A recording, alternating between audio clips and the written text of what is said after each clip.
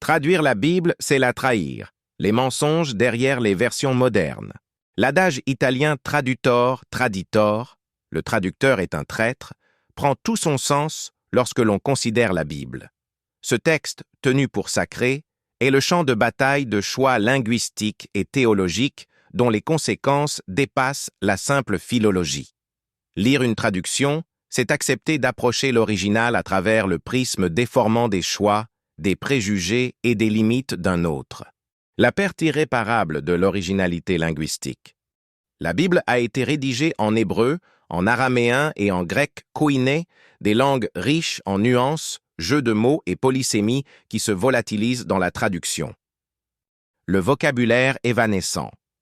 Il est impossible de traduire un mot hébreu ou grec par un équivalent unique en français.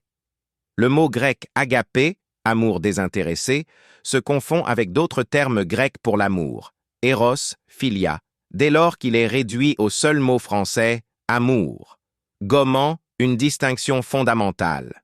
De même, les traducteurs peinent à rendre la profondeur sémantique des noms divins ou des concepts clés. La forme est le fond. Les traducteurs modernes, privilégiant souvent l'équivalence fonctionnelle, rendre le sens plutôt que la forme, sacrifient la poésie, le rythme et la structure même de l'original.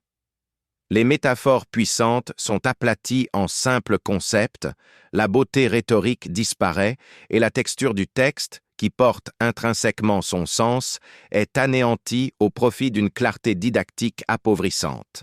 Les choix idéologiques et théologiques du traducteur. Le traducteur n'est jamais neutre. Il introduit inévitablement ses propres biais, conscients ou non, qui orientent la lecture. L'ombre du préjugé. Des études ont montré comment des préjugés culturels et théologiques ont déformé le texte.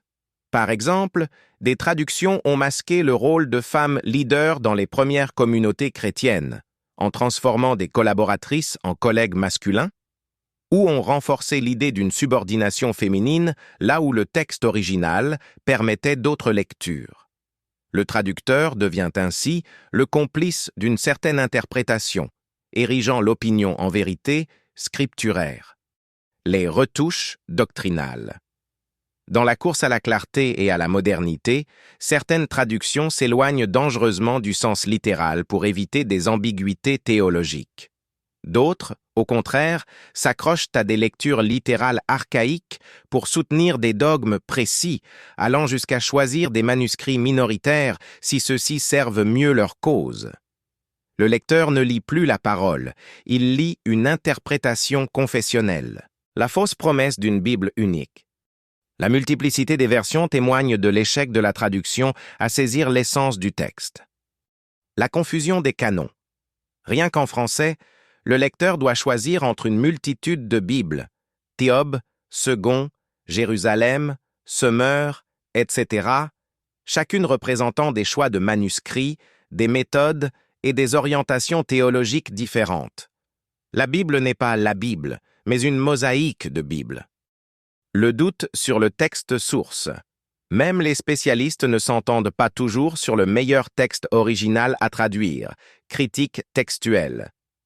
En fin de compte, toute traduction moderne est basée sur un texte éclectique et reconstruit qui n'a jamais existé sous cette forme exacte dans les églises antiques. En définitive, faire confiance à une seule traduction, c'est placer une foi aveugle dans le jugement d'un homme ou d'un comité. C'est accepter que le voile d'une langue seconde et l'ombre d'un parti pris théologique s'interposent entre le lecteur et la source divine. L'étude de la Bible doit toujours se faire par la comparaison des versions pour espérer se rapprocher, ne serait-ce que par la triangulation, de la lumière des textes originaux.